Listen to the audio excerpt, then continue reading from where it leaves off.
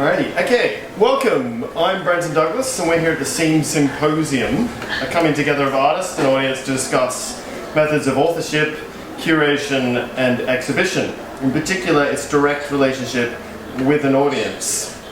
One of those artists here has been described by Vertigo, the UTS magazine, as the next big thing in rock and roll art. I'm not sure what that means, but that's Vertigo. Over the last couple of years he's produced some very interesting and dynamic pieces, most recently a piece designed specifically for this event, Dem Sockle Sockle. Means the plinth. It's in the dative, so it's. Is that German? Yeah. My background's German. Okay, very good. Dem Sockle is a move towards more personal themes for Valhall. A surprising shift in style after the success of such works as the world's largest mirror ball and the whole Mukta event, which was an exhibition on the Central Coast that Carl curated and had his own works as part of that. These works were both cutting-edge, pseudo-situationist pieces, and they caused incredible responses locally on the coast, pushing a rejuvenation of that scene. Now that was a really good thing that you did for that community. Well, yeah, I think what they do there is a great thing, and I'm really proud to be part of that. And I like to show that off. And now here you are in Sydney. Yeah. So does this work represent a sort of a push to more metropolitan sort of in the scene sort of exhibition? Well, yeah. I mean, for me, it's really about being honest to what I want to do. So obviously, it was a uni assignment that I took further and wanted to do something with, because I think this is a great situation, great. Symposium, exactly. To present what I wanted to do, and I've got this tension that I wanted to talk about in this between wanting to work hard, but also just being content with what I had. So that's what that was. It was a move out of the Central Coast where I came from, in the Mukta and that kind of thing that I did, trying to do something, take it to the next step. Okay, that's interesting. So you're trained as a product designer, though, right? Well, I studied industrial design. Yeah. Right. So how did that influence the creation of this work in particular? Your skills as a product designer? Well, I guess it helped me realize it physically. Obviously, I wouldn't have been able to create a physical structure like that otherwise. But in the end, what it was really about for me was creating something that I could let that tension, like something to hold it. So I think actually the way that it was described on here. Dem Sockle is a storage facility for the stress of success or the guilt of contentment. So that guilt of contentment is where I come from on the coast, where I love it there and I love just being at home with my friends. But to be honest, there's a point where you've had enough to drink, you've smoked enough cones, and you want to do something else with your life, and that's what this is about, is getting out and doing something bigger. So by owning this structure, which you can use to embody your own tension, so it says, which embodies his or her own tension, that's the person that buys it.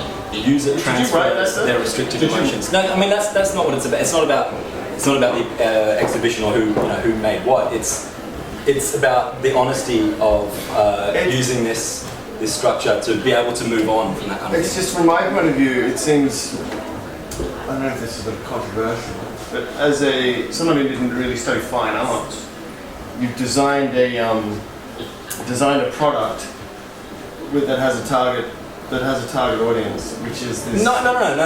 It's not about being a product that I want to sell. I mean, obviously, it's for sale. You don't get paid in this industry very often. But it's not a product. It's not about branding and that kind of thing. It's it's about expressing that honesty and moving forward. At what point does it go from being... Where does the artwork begin and the product design end? Is my main question. Well, they're separate things. Okay, of course there's the Valhall brand, there's the thing I'm trying to say with that. But that's separate. So that's about products. You have a brand. Yeah, but that's not what this is about. This is about the opposite of that, where I'm able to have a brand and I'm able to move forward. But this is the opposite, where I can relieve that emotion and do something more like where I came from. Okay, alright, that's interesting.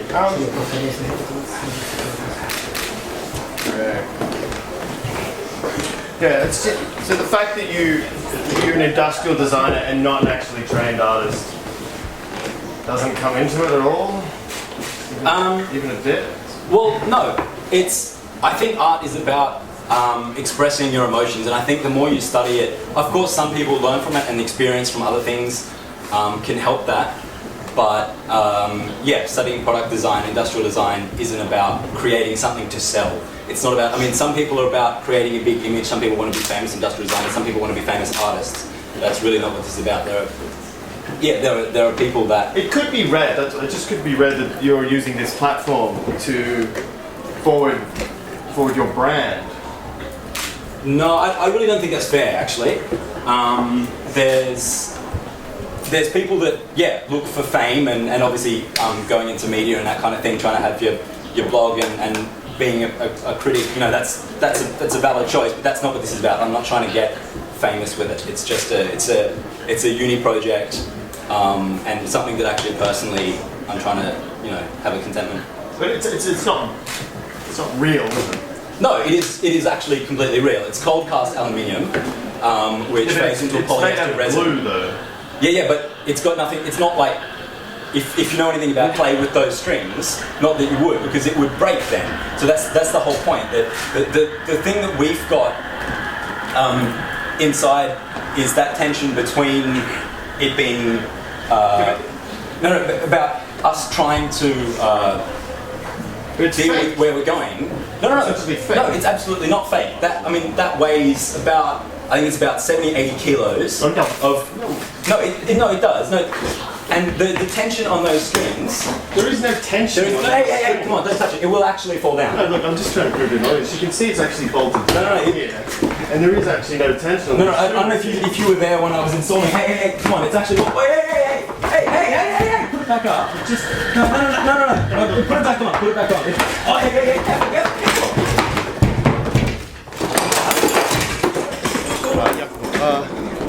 Did you just get that? Can I get a hand? No. Hey, no, seriously, help me, man.